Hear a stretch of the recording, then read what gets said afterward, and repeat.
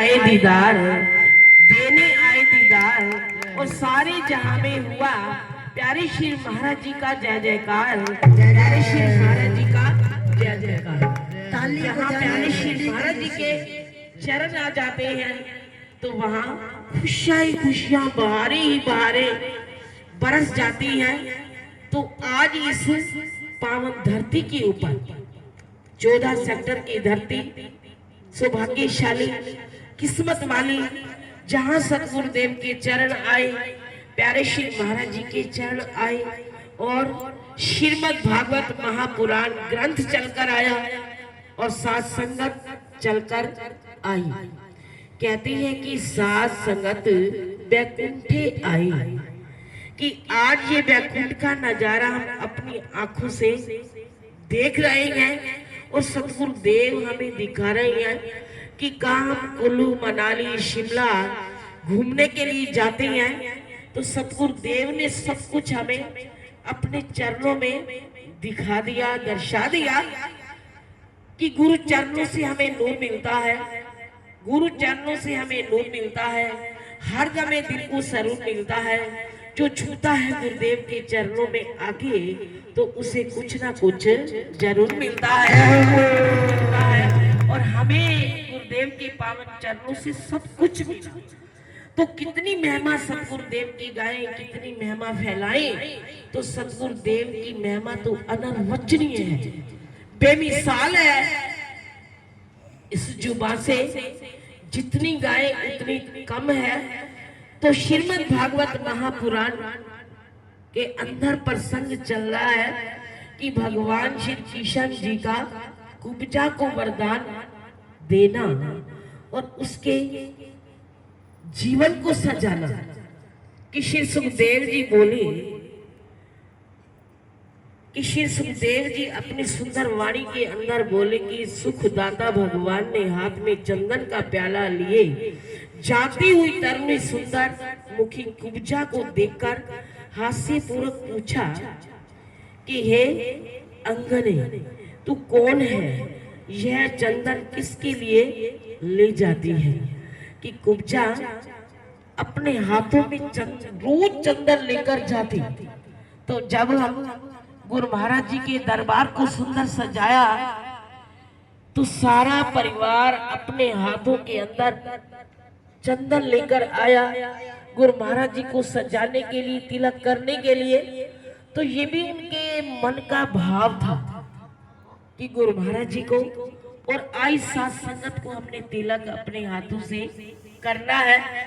तो इसी प्रकार कुब्जा भी अपने हाथों में रोज भगवान कृष्ण के मस्तक पर चंदन लगाने के लिए ले जाया करती और अपने हाथों को पवित्र करती कि हमसे ठीक ठीक कह कि यदि तू हमें यह चंदन लगा देगी तो तेरा इसी समय कल्याण होगा।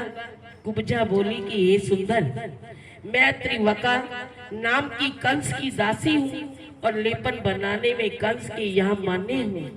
मेरा हाथ का घिसा हुआ चंदन कंस को अधिक प्रिय लगता है, परंतु उस चंदन को लगाने के लिए आपके सिवा अन्य कौन योग है? रूप, कोमलता, मधुरता, हास्य, भाषण और चितवन से मोहित होकर कुब्जा ने उन दोनों भाइयों को गहरा चंदन भेंट किया। उनके वर्ण से पृथक पीत चंदन आदि भगवान की नाभि से ऊपर उनके सब शरीर में लेपन किया, जिससे उनकी विशेष शोभा बढ़ गई। तब अपने दर्शन का फल दिखाते हुए भगवान ने प्रसन्न होकर 3 स्थान से उस टेढ़ी कुब्जा को सीधा करने का विचार किया। तो भगवान कृष्ण ने अपने चरणों से उनके पांव के अग्र भाग को दबाकर 2 उंगलियां उठाकर हाथ से उनकी ठोड़ी पकड़कर जैसे ही उसकी देह को ऊंचा किया तो वैसे ही बड़े कटी भाग तथा कुब्जा भगवान के चरण स्पर्श से सीधे और समान अंग युक्त उत्पन्न उत्तम स्त्री बन गई।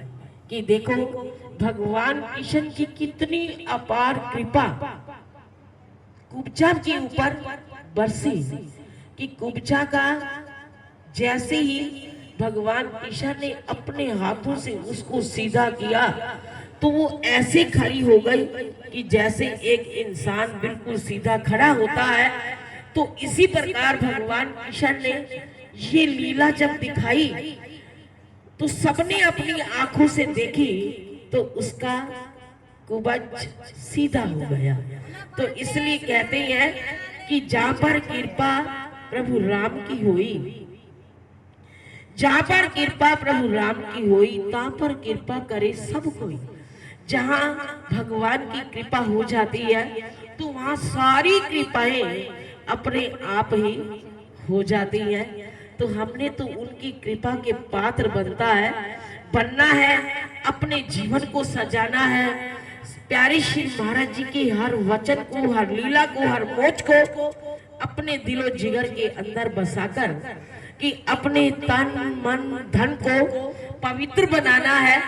तो जो उनकी आज्ञा और मोच के अंदर रहता है कि जैसे हमारे सर जी प्यारे श्री महाराज जी की, गुरु महाराज जी की हर आज्ञा मोच को शिरोधार्य करके चले, तो आज उनके ये पावन आशीर्वाद का ये प्रताप है, फल है जो हम अपनी आंखों से देख रहे हैं।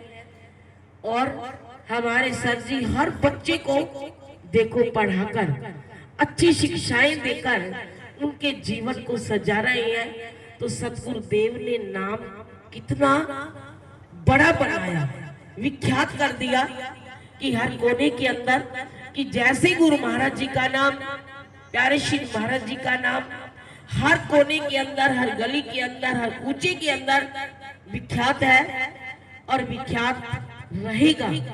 तो इसी प्रकार सतगुरुदेव अपने भक्तों का नाम भी ऊंचा उठाते हैं। तो ये कितनी बड़ी अपार कृपा है, महिमा है।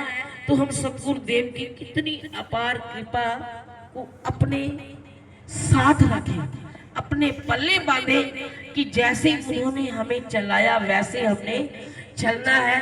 तो उनके आशीर्वाद को पाकर कि जो